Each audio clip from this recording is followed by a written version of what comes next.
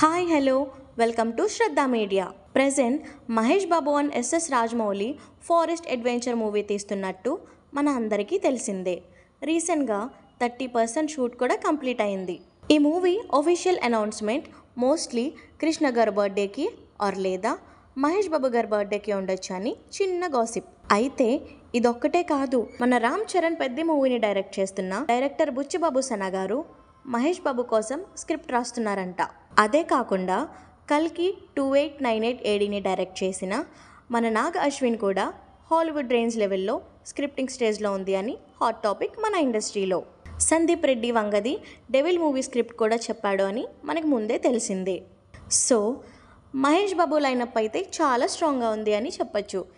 SSMB 29 తర్వాత Mahesh Babu craze Hollywood రేంజ్కి వెళ్ళిపోతుంది.